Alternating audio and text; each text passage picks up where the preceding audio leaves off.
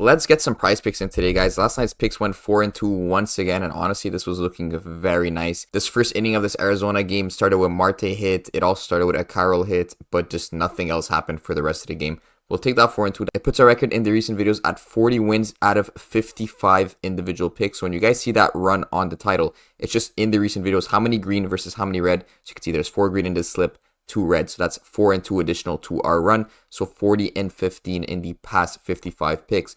Let's get onto the board for the day. The play-ins are back. We had a little NBA break last night, but I'm liking a full 6-man today in the NBA. I'm not even going to be doing MLB at all. We're just going to use straight NBA picks because I'm liking the value I'm seeing. And I just have some nice ideas with Butler being out and with Zion being out for the Pelicans. So the first guy I'm going with is right here, Tyler Hero on his less than 25.5 points.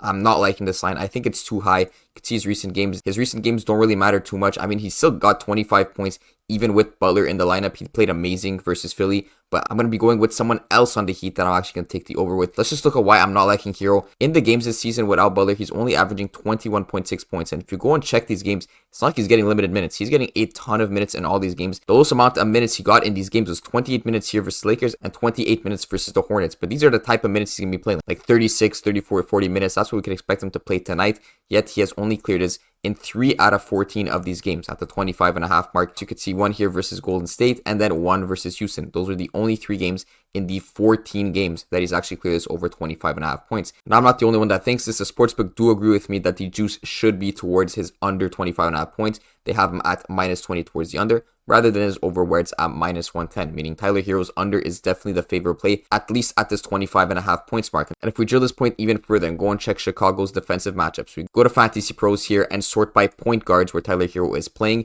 and sort by the hardest matchups. You can see the New York Knicks are the hardest matchup in the league against that point guard position, and right under them is the Chicago Bulls, only allowing about 22.86 points on average to that point guard position. So I'm definitely not liking Tyler Hero here. If I'm expecting Tyler Hero to kind of struggle on the points department, someone is going to have to pick up that slack. I'm not going Bam. I'm not impressed with how he played last game at all, but who I did like was Hakwes here on his over 13.5 points. This is a beautiful line for him. If we go and check his games without Jimmy Butler, he's averaging 15.4 points per game, which of course is higher than that 13.5. And you can see these game logs here. He's actually only cleared this 11 out of 22 games, so about a 50% hit rate. But a couple of the games, he did not get a lot of minutes. He only got 18 here. He got 15 here versus the Hornets, which he actually did clear his line. And then he got 26 minutes versus Golden State. So Hakwes is starting and expected to take on a bigger role tonight. He played 22 minutes last game versus Philly and still cleared that 15 points mark. So with Butler out and Bam kind of being out of form here, you can expect Hakwes to come here and take on the weight. And just to drill this point further once again, like I did with Hero, you can see the Bulls here at the 12th easiest matchup. I'm not going to pretend like that's amazing, but that is pretty good compared to the other positions. Because if you go and check power forward, for example, they're all the way down here. This is like 14th, I believe. If you check the centers, you can see they're a pretty tough matchup. They're all the way down here. And then the point guards, as I showed you, very tough matchup. And for shooting guards, they're also somewhere in the middle. So the Bulls struggle defending the small forward position the most, and that is exactly where Hakwes is playing. So for the Heat, I'm going with Tyler Hero on the under and Hakwes on the over. Moving on, I'm going to go to the Bulls, and you know I have to take this prop. I'm not taking Kobe White's points, but I'm taking his assists once again. You could already imagine I am also taking Vucevic on one of his props. It's not going to be his points. It's not going to be his PR either, but we're going to get into that in a bit after I explain Kobe White. So Kobe White just came off a career-high game. I believe he dropped 42 points. I'm not really concerned about taking the points prop. I've always liked his assists or his RA props, and honestly, his RA right here, in the past 5 games before this game right here, he never cleared it. And I think a lot of people are taking his under, and he absolutely demolished this line at an over 9.5 RA. Tonight, I really recommend going with the assist route. I don't think he's going to get bumped to 5 tonight, so we're going to go with the 4.5. The RA I like a little bit less. Yes, he did absolutely crush it last game versus Atlanta, but if we go and check the juice on these sportsbooks, for example, on his RA, you could see there's slight juice towards his under. So his under 9.5 is actually more favorable tonight.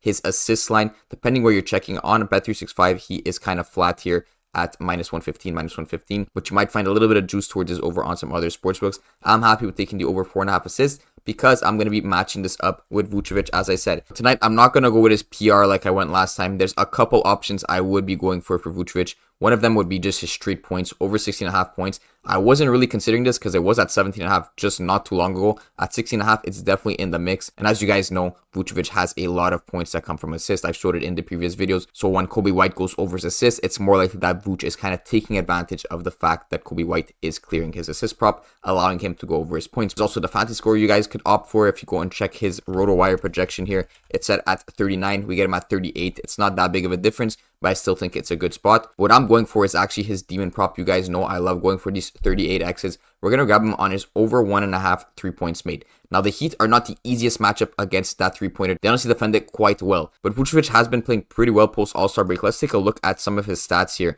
Now, he does chuck up quite a bit of threes recently. He did not hit it versus the Hawks. He only hit 1 3-point out of 6 3-point attempted. But you could see in these other games, he is checking up the threes. He got 4 attempts here, 6 here, 3 here, 4 here. And then these games, he only got 2 each. But then again, 6, 5, 4. So you could see he's chucking up the threes. You could also see he's clearing his fantasy score, right? 40.4, 44.7, 55.2.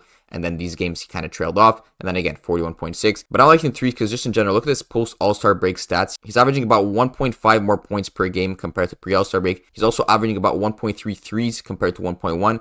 And a higher 3-point percentage, all the way from 27.5% up to 33%. So he's definitely shooting way more efficiently and just scoring a lot more points in general. I also like this prop because on the sports, we can see his 3-points made is only at plus 115. That is not bad at all for a demon prop. So we definitely want to be all over this. And of course, Vuce is not scoring ISO 3s or anything. So when he does score the 2 3-points made, they're going to be both assisted. Ideally, they're both assisted by Kobe White. Of course, DeMar is there and other people on the team. But ideally, if Kobe White's assisting both his threes, well, then guess what? We just cashed our threes prop and Kobe White has an additional 2 assists. If you guys aren't feeling the Demons prop, you feel like playing it a bit safer, going for that 25x, just plays over 16.5 points. I like it as well. But for now, we're just going to stick with the Demon prop and go into building the last 2 players on the slip. The last 2 props I'm going to be going over to fantasy scores. And the first one is going to be Ellis on his over 24.5 fantasy score. I think this line is too low. As always, when I'm looking at fantasy score, I'm thinking steals and blocks because those give quite a bit of fantasy score. You can see 3 points for a block, 3 points for a steal. And his steals and block line is set at 2.5 blocks and steals.